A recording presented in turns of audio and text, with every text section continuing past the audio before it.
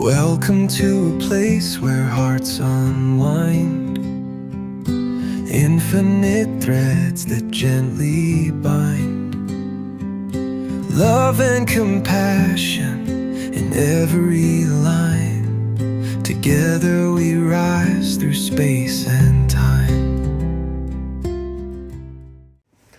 Welcome back to Infinite Threads. I'm your host, Bob. Somewhere along the line, we were taught to divide. Not just to sort or categorize for understanding, like we talked about in the last episode, but to define. To decide who belongs and who doesn't. Who is safe, who is not. Who is like us, and who is other. Other. And once that line is drawn, it becomes easier to step away from compassion, easier to justify harm, and easier to become blind. Today, I want to talk about that line and how real it feels, even when it's not. The truth is, our minds evolved to divide for survival. For survival in a dangerous world, being able to quickly distinguish friend from threat, that helped us keep our ancestors alive. That wiring, guys, is still living in us. But here's the problem. When the world changes and grows more complex, those ancient reflexes start misfiring. They scan for threat even when there isn't one. They oversimplify. They say, that person is not like me. When the truth might be, that person just sees the world from a different angle. And still, we feel the tug. Even kind, self-aware people do this too. And we do it in traffic, we do it online, we do it when someone says something that offends us, or scares us, or simply just doesn't align with how we see the world. The moment our brain says, oh, they're one of those, we stop looking. We stop listening. And we forget something essential. That there is no such thing as those people. There is only us.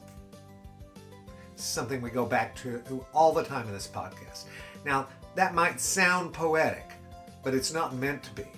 It's meant to be practical. Because when you forget the us in someone else, you lose access to your own depth. Let me explain. When we create an other, what we're really doing is projecting, pushing the part of ourselves that we don't want to deal with onto someone else. It's a defense mechanism, a mirror turned backward. Because to see the other clearly would mean seeing the part of ourselves we've hidden, buried, or never questioned. Think about this. Have you ever judged someone for being controlling, only to later realize you were trying to control your own environment in subtle ways? Have you ever rolled your eyes at someone's stubbornness, only to notice the quiet ways you dig in when challenged? That's what projection does. It lets us spot flaws in others that we haven't yet made peace with in ourselves. And so we label, reject, or diminish the other, because facing them fully would mean facing ourselves too. But here's the pivot. What if we leaned in instead of away? What if we began to see the other as an invitation? Not to agree and not to approve, but to understand. To say, there is something in that person's story I don't know yet. There's a thread in their pain that might resemble something in mine. There is a way they've learned to survive that makes sense in their world, even if it doesn't in mine. That doesn't make them right, but it makes them real. And seeing people as real is where love begins.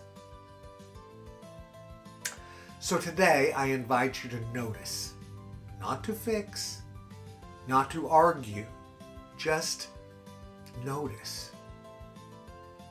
When someone irritates you or offends you or disagrees in a way that feels like nails on a chalkboard, pause. Pause. And instead of saying, they're one of those people, try saying this: they're responding to something.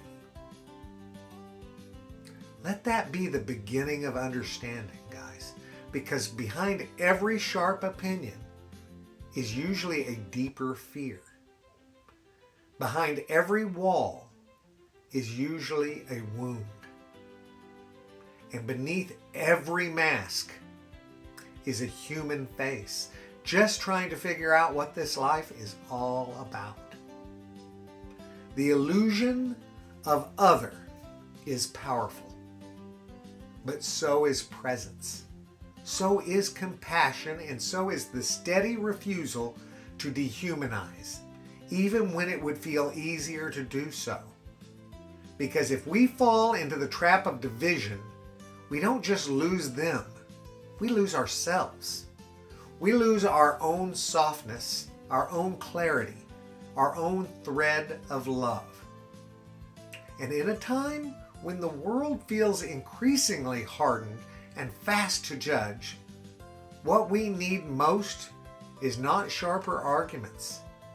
What we need is people who stay soft, people who stay open, people who remember that there is no them,